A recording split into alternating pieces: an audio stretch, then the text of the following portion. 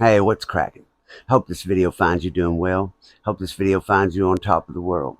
But if for any reason it hasn't, I like to start my videos off by taking a moment and hitting pause and try to think of a few ways in your life that you're blessed. A few things that you're thankful for in your life. Whether it's someone you love, a car that you drive, the house you live in, a roof over your head. Most people always pick someone they love. And when you love someone, then you have an obligation to that person to not go get in trouble or commit a crime or do something that's going to get you hurt. But if you sit and think about a few ways that you're blessed, it changes your perspective on the world. And if you walk around feeling like you can conquer the world, there's a chance you might be able to. But if you walk around thinking you can't, you won't be able to. So at the beginning of the video, I'd like to take time to stop and think of a few ways that we're blessed and more or less change the channel. Just like you would if a song was playing on the radio you didn't like. You'd change the channel. And like take control, put ourselves in a little better mood, look at the world through a little different eyes. And if this is the first time you've watched one of my videos, my name is Ricky Dye, and I went to prison when I was 15 years old. And I didn't get out for over 20 years. And that wasn't my sentence. That's how long I was in prison. And I was in all the worst places, medium security and maximum security. And I've been telling my story from the very beginning. When I got in trouble, I've talked about my crime and going through juvenile and being certified as an adult and going to prison. And I've told about it all the way through up until the point where I'm at. And where I'm at right now is I'm in McAlester. And I would have normally waited another day or two to put this video up. But some of you guys that's been watching all the way through, you know that these videos are kind of tough for me. And they cause me to have nightmares. I have night terrors, and all of my night terrors, I'm always in McAlester. So I would like to go ahead and push through these videos and get through McAlester. So that's what I'm going to do. This video is going to run a little long. I'm going to try to push and get through McAlester. I probably can't do it in just one more video. It'll probably still take at least 2, maybe 3. But I'm going to run this video a little long, and I'm going to put it up a little early, and hopefully I can get through it. So if you've kept up with my story, I'm on C2 right now. And now I've been making beer for these killers. And 3 of them, Alec and Jack, 2 of them live around on 3 pod. And 1 of them lives on 2 where I'm at. And Alec, he lives around on 4.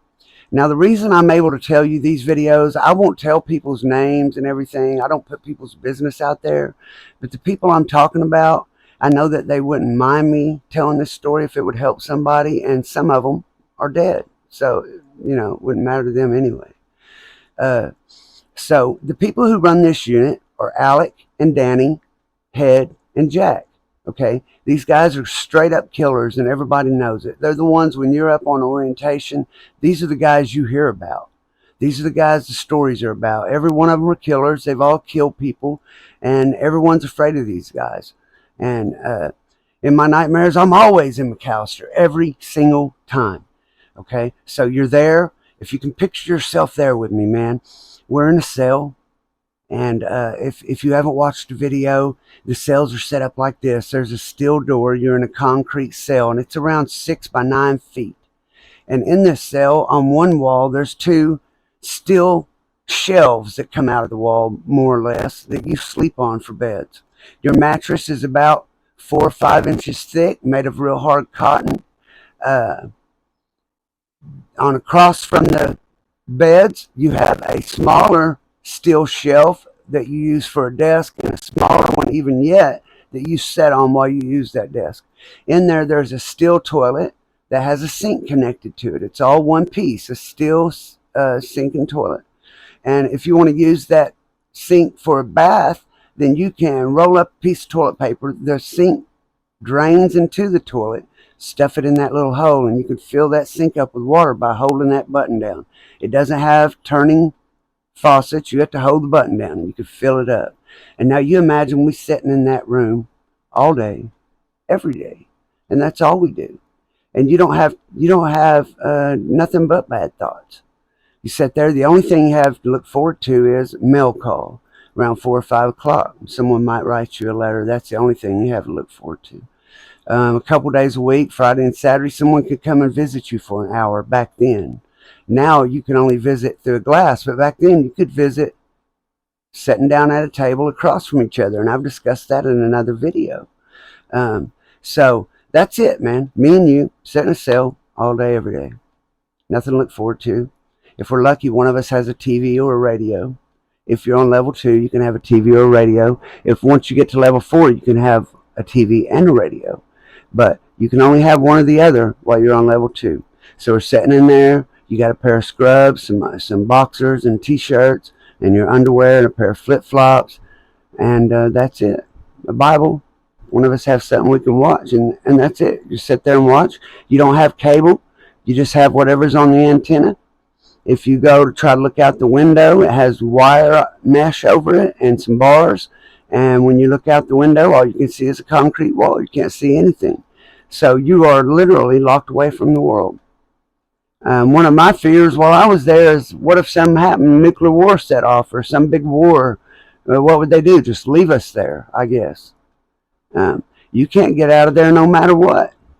And I don't know if you can imagine yourself being locked in a little room that size, 6 by 9, with nothing in it but another person. And if one of you want to use the bathroom, you have to sit there while the other one uses the bathroom. You can hang a sheet off the top bunk, and there's a sheet between you. But that's it. You have no privacy. Listen to this guy. If he needs a fart, you're going to smell it. And that's all there is to it, man. So that's the situation. That's where I'm at. Now, we've been making beer. Me and my cell partner started making beer for these killers. And what they're doing is, what they did was they've been filling me out, seeing what I'm like. These guys were telling my cell partner around on one that I was like a beautiful woman about to move over there. These guys are gay and they like homosexuals. In prison, if you're the one doing the pitching, you're not even considered gay. So some people say if you're pitching or catching, you're still playing ball. And that's how I feel about it, but other people don't feel that way. They feel like if you're the one pitching, you're not gay because you're the one pitching. You're not the one catching. So people have different thoughts on that. But, oh goodness. But anyway, these guys, they think that I'm pretty. And up until this point, they've been trying to fill me out. Because people, when they want to approach you, they'll come up to you and try to fill you out. See what kind of person you is and how you're going to react before they make their move, right? So up until now Jack and Head, I hadn't really seen them before. Danny, he's in a relationship with his cell partner. And Alec now has gotten a relationship with a guy. So those two I don't have to worry about. They make comments to me and little jokes, but I don't have to worry about them really pressing it on me.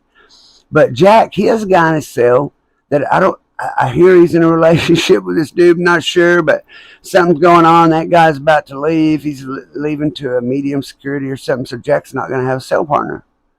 Head has a cell partner, and people speculate whether there's something going on there. But Head had just had a prostate surgery, so he couldn't do anything if he wanted to. He couldn't do that. So that only leaves Jack, right? So they start coming over there, and they start asking me, can they help me get moved on around the 3-pod, try to help me get on out of here. But the thing is, when you're in McAlester, you have to be there a minimum of 2 years before you can sign papers to leave. So even if you move around to 3 faster and you get a job, and it gives you freedom where you can go to your job and get out of your cell a little bit, you do get a little freedom, but you can't leave McAlester for 2 years. But they're around here telling me, hey, let us go ahead and help you get moved around here at 3. We're going to finish raising you. Your mama raised you good, and Billy and them raised you good over at Lexington. We're going to school you. We're going to teach you what's up. We're going to look out for you. Nobody's going to mess with you. I'm thinking, I don't move over there, moving right in the middle of them guys. They're going to move me to 3 no matter what here before long. Right now I'm living with Ozzy on 2, but they're going to move me to 3. There's no ifs, ands, or buts about that. But now they're coming to me trying to talk me into moving in with Jack. And they start putting serious pressure on me to do that. I don't want to move in with Jack, man. Jack's like 6'4", weighs about 220 pounds. He's a beast, man. People are afraid of Jack for good reason. Jack's he's probably the meanest person I've ever met in my life. Just mean. And Jack may not be the most coordinated guy, but the way Jack wins is he just looks so mean and intimidating. People are scared to fight back. He's so scary that when he comes at you, it makes people freeze up. They get in terror. They can't even fight back. They're so afraid. So that's Jack's main weapon right there, is intimidation. He scares people, man. So they keep coming at me and they want me to move over here with Jack. And so finally they come over and say, I tell you what, if you move over here with Jack, we give you our word that we won't press the homosexual thing on you. Give you our word. Now, the way everything is going back then in McAlester, this is 1992, if someone gave you your word, they kept it, by God. If a man give you his word, that meant everything. You do not break your word. That was the rules back then. It was just like you don't catch out. You don't break your word. If you break your word, damn near looked at them like the same way, like you caught out or something. You don't break your word, man. So they give me their word they're not going to do it. And me and my celly Ozzy, we've been talking about it, man, and he feels sorry for me.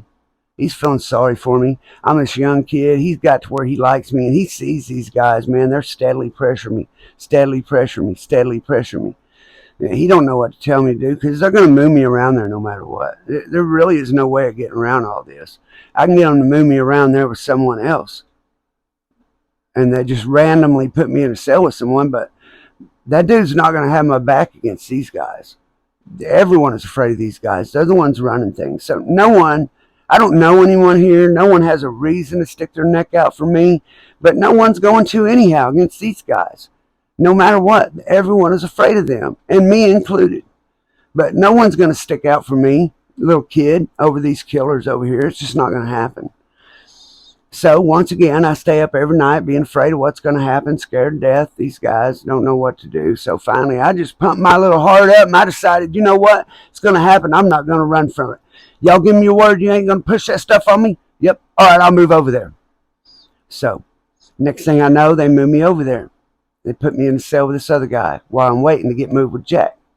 So get me around there to 3, put me in the cell with this guy. We'll call him Linker, okay? And Linker, he's about 6'1", 6'2". And we're in the cell together, and this guy, he immediately starts flirting with me and stuff. You could tell that this guy's attracted to me. I was only in the cell with him for a day or two, but he started saying stuff like, they ain't going to come up in here. If you don't want to move down there, you don't have to move down there. They're not going to come up in here. They would have come up in there if he would have said that. If I would have told them what he said, they would have come in there and probably killed him for it. But that dude right there, he had been there for like 8 years in McAlester, man. And he was so messed up in his mind from being there all that time. He was never going to get out of prison. He had a couple life sentences. Was never going to get out. A relationship with another man is the only relationship he was ever likely to have. And there I was, 18 years old, a young, fresh guy, and he was willing to die if I was willing to hook up with him. But I wasn't about to do that either. So they get me moved downstairs, and they get me moved in with Jack. And these guys, like I told you before, they run the stores. So Jack and Head, they got a huge store. They have so much canteen that they've got everything that they can cover for from receipts. In Jack's cell, in Head's cell, 2 or 3 other cells, just canteen everywhere. And they also run football tickets. So anytime they want to borrow something, since I was Jack's cell partner, and he was a barber, and then Head, he lived 3 cells down, and he was the run man. Now these guys, with one guard during the day, this guard really likes these guys, and he'll just leave the doors open. Really supposed to open it, let them out, and lock the door behind them. Cell partners shouldn't be able to come out. But this guard is cool with them. He likes them. He just leaves the door open. Me and Head cell partner, we can run back and forth. And like, if somebody asks to borrow some cookies on the top run, I can run them up there to them. The guard wouldn't even say nothing. So that was my job. I would run, give people a canteen they wanted to borrow during the day, and write it down in the book what they owed. Okay. And then on collection day, Head and Jack go around and collect all the canteen. And they had unbelievable amount of canteen. They ran everything. If you wanted to send $50 to one of them's books, they give you $50 in canteen for it. Stuff like that. So they didn't have family sending them money and stuff. They took care of themselves. So I get moved in with them, and these guys are getting weed in. Okay. Now, once again, I can tell you this story because you can't do this anymore. I'll never tell you about how someone got something in if they could still do that. I'm not going to get someone else in trouble or stop their way of doing something. I'm just not going to do that. So I'm going to tell you this story because you can no longer do this. They've already got in trouble for it. They can't get in any more trouble. One of them is dead. The other one wouldn't care as long as it was to help someone. So otherwise, I wouldn't tell you this. But because of the situation, I'm able to tell you this. So these guys have found a way of getting weed in. So they have someone who works in a library, in a bookstore, okay? And they found a way to take these expensive books apart, the ones that cost 30, 50 bucks like that, the hardback books, heavy duty. Well, they have a way of taking these books apart, and they're packaging this weed in little skinny blocks, long, thin blocks, about a ½ inch thick, about 6 inches long, probably about 1.5 inches, 2 inches wide. And they take the books apart and cut it on the spine of the books, have that in a perfect little X, and they've sucked all the air out of it, and it's really hard, where they're getting like a ½ ounce to 1 ounce in each book. And they put it in this book and then redo the book, hot glue it. The book is repaired so that it looks brand new. And then the book is being sent from a bookstore, which is how you have to have it sent. So it comes in, they check it out, guards come and hand them the weed. They don't realize it. So they got away with that for a few months, 3, 4, 5 months, something like that. And once everybody's seen what's happened, people start sending money to them ahead of time. Okay? So usually it was just $4 a joint. Send $100, get 25 joints. But because they had it going pretty good, they started selling it where it was a cap for $10. A cap is if you take a chapstick cap and you take the lid off of it and fill it up with weed after it's all ground up, take the seeds and stems out, fill that chapstick cap up with weed, that's $10 sent from your family to me. Okay? So 10 of those, $100. If you know anything about weed, you know that they are making a killing. Okay? But then something happened. Everybody sent a bunch of money and the books didn't come through. So we didn't know why. Figured got lost in mail. We'll send some more. A few more people sent a little more money. And then these books don't come through either. So come to find out, one of the guards that they're cool with comes down and tells Head that, hey man, they've got them books. So they're going to come down here before long, you know, on next Monday or whatever it was. It was about a week off that they were really planning this sting. The reason they hadn't come got them yet is they're hoping to catch more books. They're hoping they'll send some more. So they have like a week or something to figure this stuff out. So they decided that they had some crank. And if they could figure out a way to get this stuff in, then they could pay off all these people who had sent all this money up front because it was worth so much more. So these guys have pulled me up. They've been looking out for me, and I don't want people thinking that there was already people are going to think what they want to think. I decided that a long time ago, that no matter what I did, I cannot make people think what I want them to think. No matter what. If I never put the jigger curtain up when I go on a sale, if I never hang out with a black dude, if I never talk to anybody who's considered a buzzard or someone who likes boys, no matter what I do, they're still going to think what they want to think and do what they want to do. Man, they talk bad about Jesus and he come to save the world. So what can I expect them to do and talk about me? That's how I feel about that. So I decided I'm not going to worry about what people think about me. If they come to me physically, then I will defend myself. If they say something I can't allow them to say, then I'm going to take care of that. But I can't control what they think. There's nothing I can do about that. So think what they want. But one way or another, I told you in another video, there was different ways to get drugs into McAlester. And in a future video, you just have to take it for granted that I figured out one of them. And that's what happened. I figured out a way to help these guys get out of the spot they were in. To help them get their stuff and get even with these guys. So they got that debt paid off. And that made it so that I had done something for them. I kept them from getting in a killing, most likely. Because they didn't have that money to give back anymore. They had let their families and stuff use that money. That money was gone. They had to cover it with that dope, and they didn't have no way to get it. And I helped them figure out a way to get it. And so because of that, I earned their friendship. I earned their trust. So now they're not just looking at me as some kid they hope to turn gay. Now I'm an asset. Now I'm a friend. So that changed everything. But everybody else who's watching, they don't know all that. Okay? So that's where we're at now. The video's gone 20 minutes. I'm going to go ahead and plow into it. I told you it'd be long. So now the next thing that happens is we've got a little over a week before these guys are going to lock up. So trying to figure out what we're going to do. Just got everybody paid off, and I got this huge store. So now it's starting to sell canteen at a discount, giving people $50 worth of canteen to send $40, stuff like that, trying to get rid of all that canteen, get the money on their books before they go to lockup. So what they're going to do to go to lockup, they're going to lose their jobs. They're going to take them from C3 and they're going to take them down to the H block, which is underground where the lockup and the death row inmates are at. They're going to put them down there. When they get done, they'll go back to the F-cell house and start all over. Okay?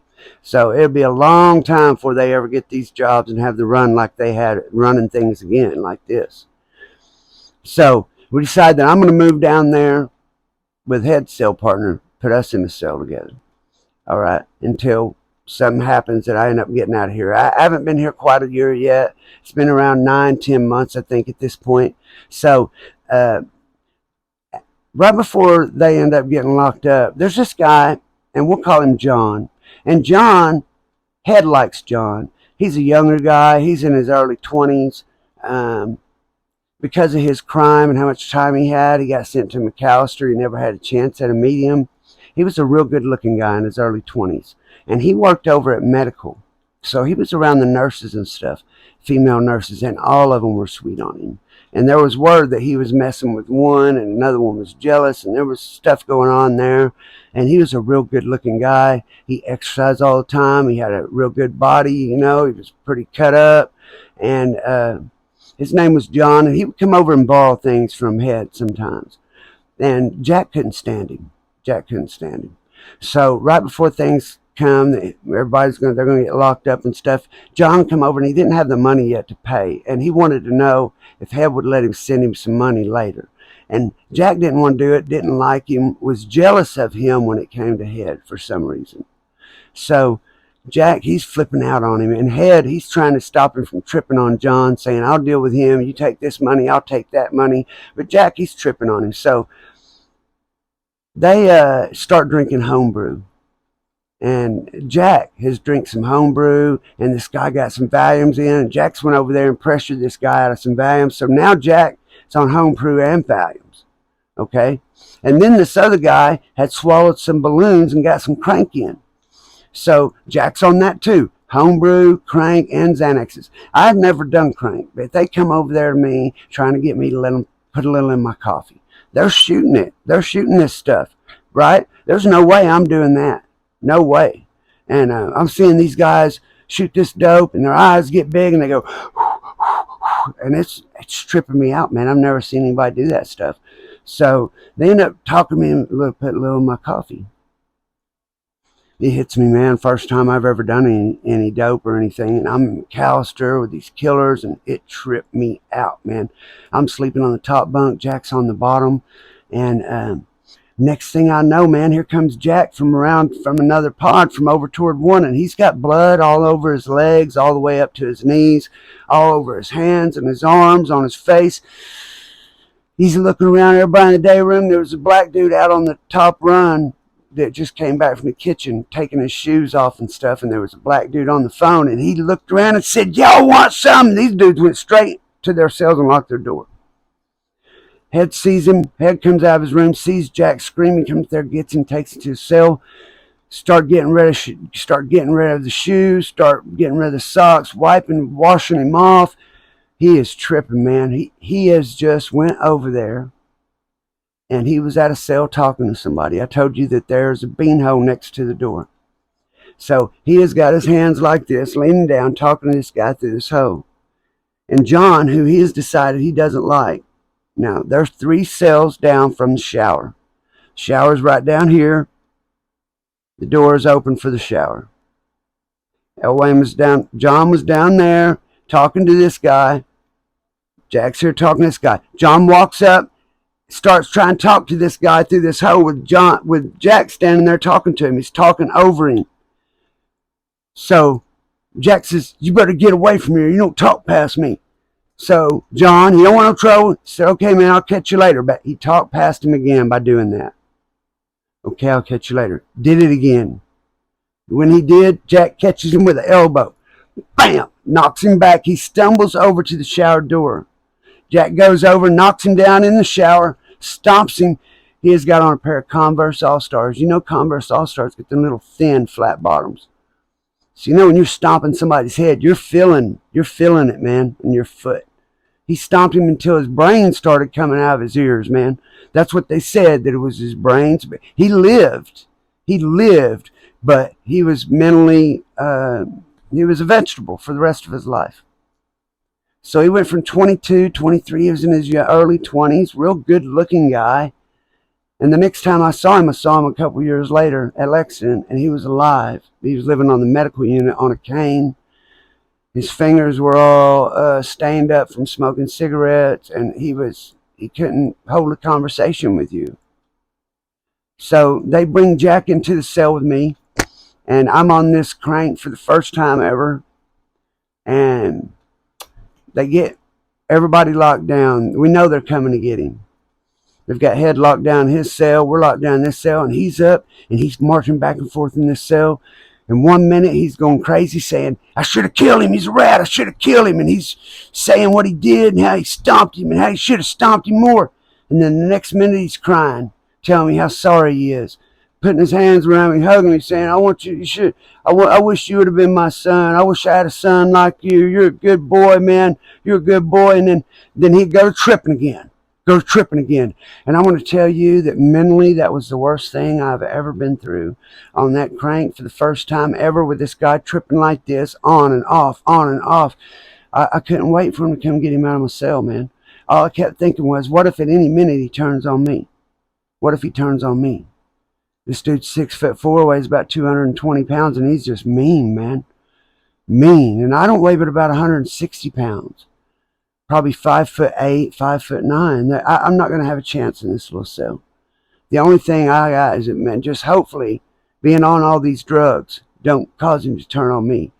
And my mind is racing like a rat in a trap, man. I really wish to God I wouldn't have been on that stuff. And it was the first time I ever tried it, and it couldn't have been a worse experience. So eventually they come to the cell to get him, and before they take him out, they tell him to get to the back cell, take me out, put me in the shower, get me to come over there and get cuffed up. And he's saying, don't you touch him, don't you touch him. So he's going to attack the police over me. So I'm telling Jack, calm down, Jack. It's going to be all right. I'm all right, Jack. I'm all right. So get me in the shower, get him taken. And I've never seen Jack again in my life. He did get out, and he got free and went to another state and stuff. He was a good friend of mine. Jack was a good friend of mine when he was sober. When Jack was sober, you could never meet a nicer, sweeter guy. But when he was on any kind of mind-altering drug, he's the meanest man I've ever met in my life. So that was my experience with Jack. And I'll try to finish McAlester up in my next video. And hope to see you soon, man. Hope to see you soon in the next one. And may God bless and protect and keep you and yours. Peace out.